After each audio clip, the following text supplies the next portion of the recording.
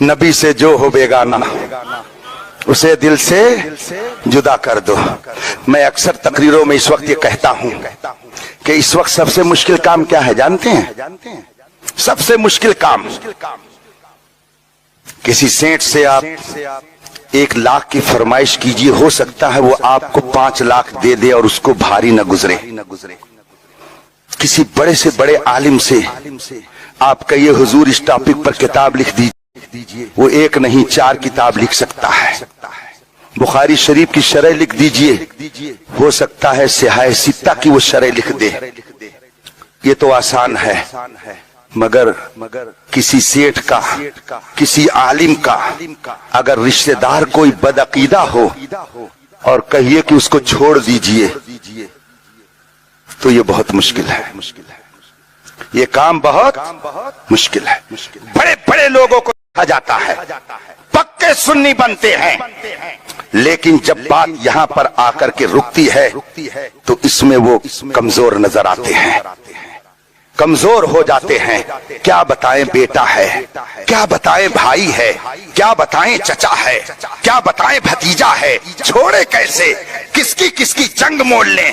تو اس وقت سب سے بڑا کام یہ ہے کہ آدمی دین کے لیے، شریعت کے لیے اپنے رشتوں کو بھی چھوڑ دے۔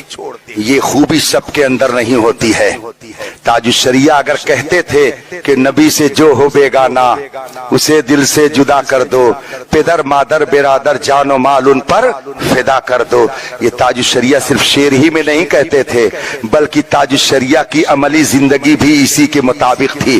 چاہے گھر خاندان کا ہو یا باہر کا ہو، اگر ذرا بھی بدعقیدگی کا کچھ شائبہ نظر آیا، بلکہ بدعملی بھی اگر نظر آئی تو تاج الشریعہ نے اس سے کنارہ کشی اختیار کر لی اور کہہ دیا یہ جس مجلس میں رہے گا میں نہیں رہوں گا، اگر یہ میرے گھر پہ آئے تو میں اس کو باہر سے بھگا دوں گا، میرے دروازے پر اس کا قدم نہیں آنا چاہیے۔ چنانچہ تاج الشریعہ کے قرب میں رہنے والے لوگ یہ جانتے ہیں، نہ جانے کتنے علماء جو تاج الشریعہ سے بہت قریب تھے، مگر وہ بدعقیدوں کے ساتھ ہوئے تو تاج الشریعہ نے دودھ، جس طریقے سے دودھ میں سے مکھی نکال کر کے باہر کیا جاتا ہے، تاج الشریعہ نے اسی طریقے سے ان کو اپنے سے جدا کر دیا۔ حتیٰ کہ خاندان کا اگر کوئی بدعقیدوں کے ساتھ جا کر کے ملا تو تاج الشریعہ نے یہ نہیں سمجھا کہ یہ میرا پیر ہے یا فقیر ہے، یہ میرا بھتیجا ہے کہ میرا چچا ہے، پابندی لگا دی کہ وہ اس تقریب میں نہیں آ سکتا ہے جس میں میں رہوں گا، اور جہاں وہ جائے گا میں جا نہیں سکتا ہوں۔ یہ تقویٰ تھا۔